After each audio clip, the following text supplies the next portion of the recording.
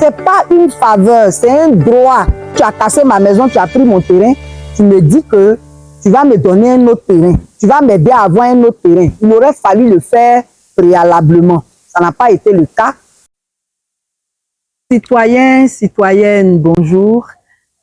Le 13 mars 2024, un conseil des ministres a défini des mesures en faveur des déguerpis. Quelles sont ces mesures et qu'est-ce que nous en pensons? D'abord, avant les mesures, il a été annoncé la création d'une cellule qui est qualifiée de cellule d'aménagement des quartiers précaires d'Abidjan, qui serait logée à la primature. Mais la mission principale de cette cellule, c'est le suivi des déguerpissements. Ça veut dire que l'État manifeste là sa volonté de continuer avec les déguerpissements. Nous avons noté un paradoxe entre l'appellation de cette cellule et sa mission.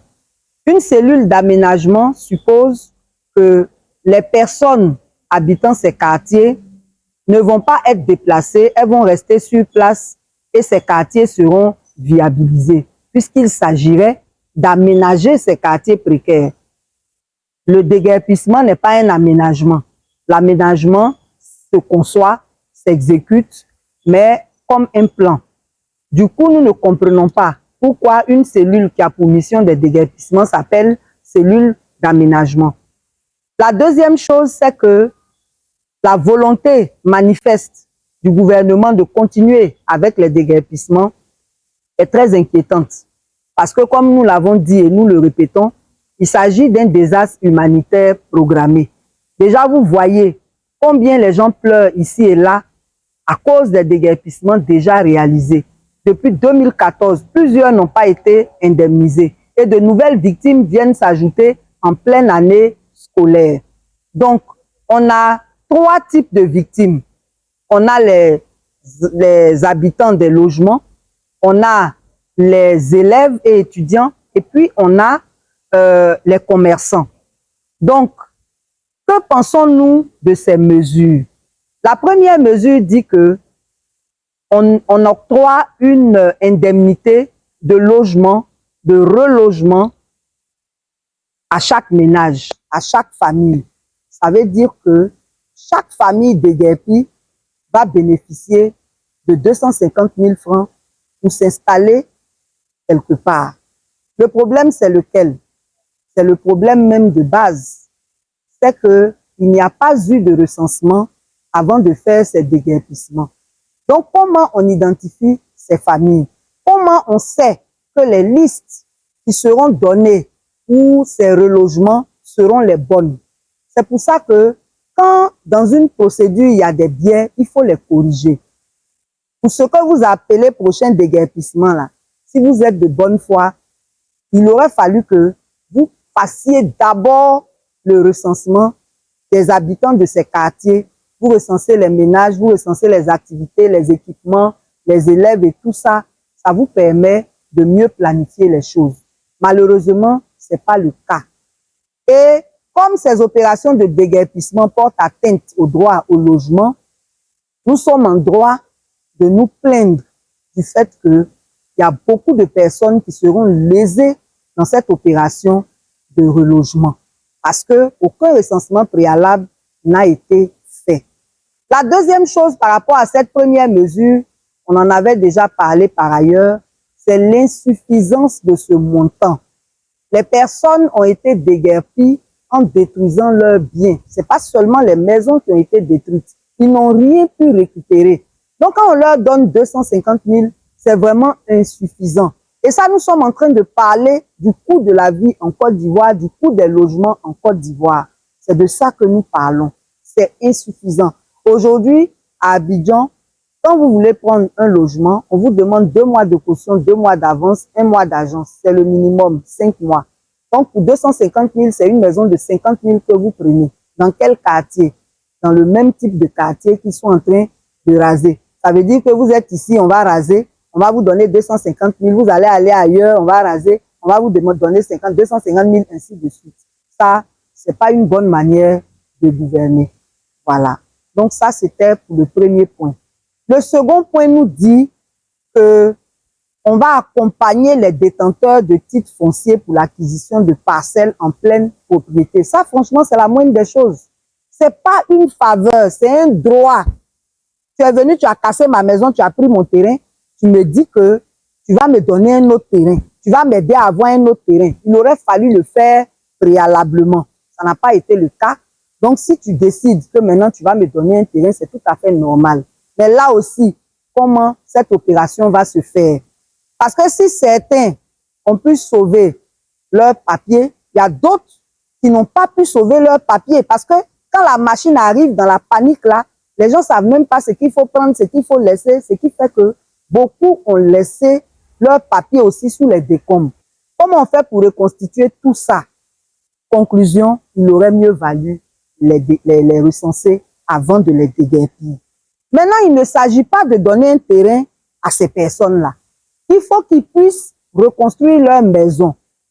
Et la mesure 5 nous dit, je saute la 4 parce que les deux là sont liés, la mesure 5 nous dit que on va donner une aide à la construction d'un montant forfaitaire d'1 million. Mais ne vous moquez pas des gens. 1 million là, on fait quoi avec 1 million? On construit quelle maison avec 1 million? Et on dit que ça, c'est une aide. Mais non. La Constitution dit que, à l'article 11, qu'il faut une indemnisation préalable et juste.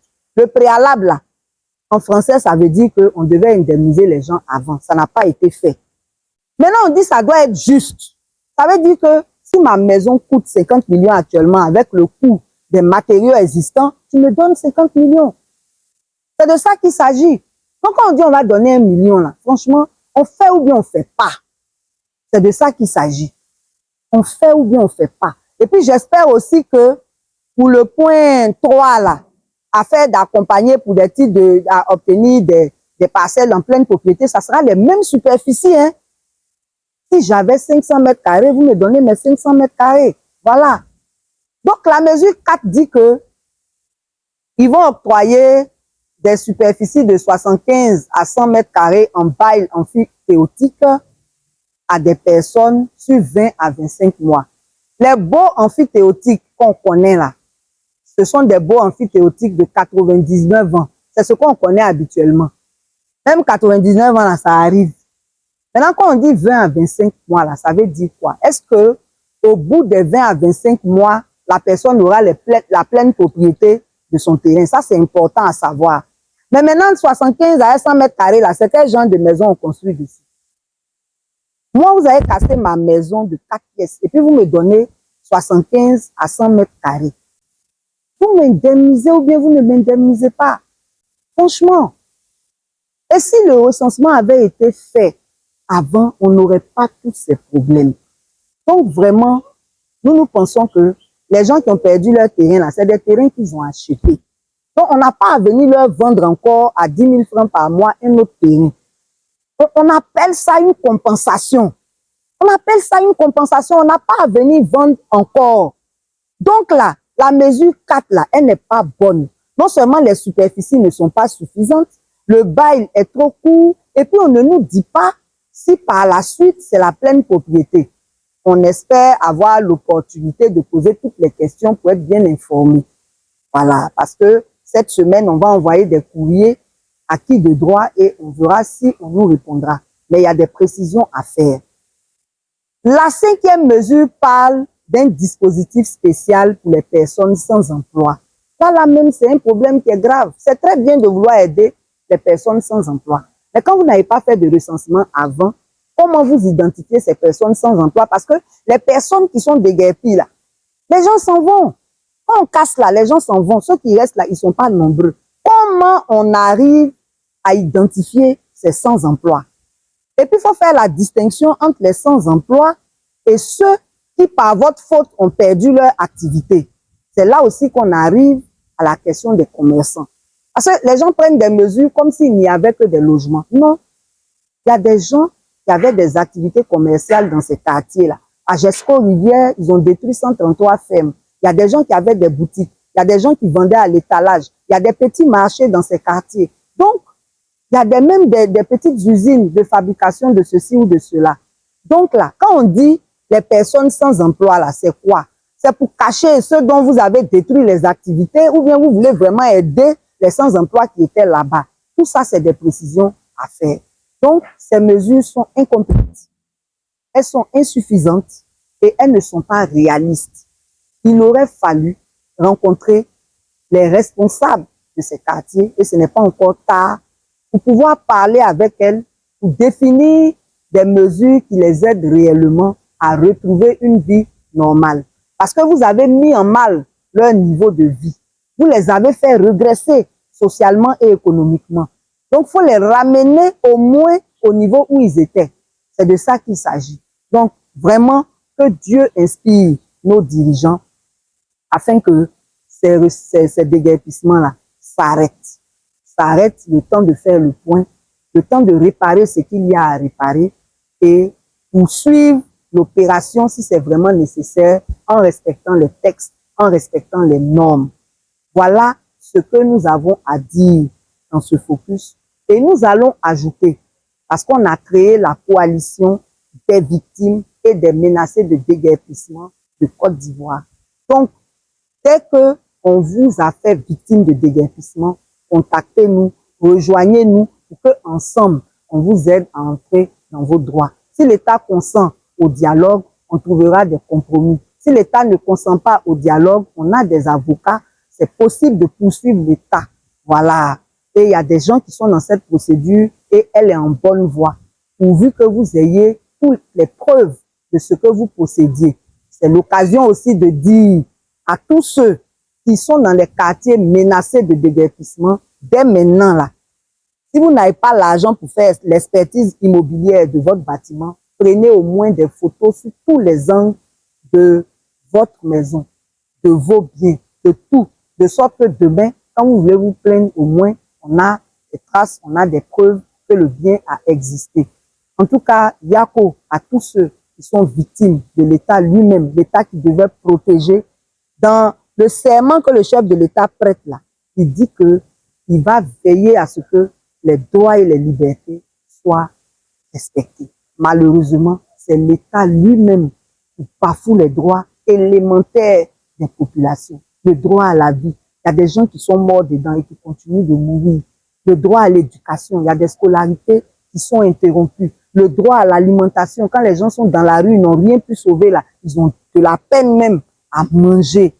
Le droit au logement. L'abri qu'il faut pour dormir en paix et puis vaquer à ses occupations. Il n'y en a pas. Donc franchement, ce n'est pas à l'État de jouer ce rôle d'instructeur, que l'État se ressaisisse, que les négociations soient engagées avec les différents groupes de victimes pour trouver des solutions et poursuivre le développement dans le respect de la dignité humaine, dans le respect de nos textes. C'est tout ce qu'on demande. Que Dieu vous bénisse et à bientôt pour un prochain focus.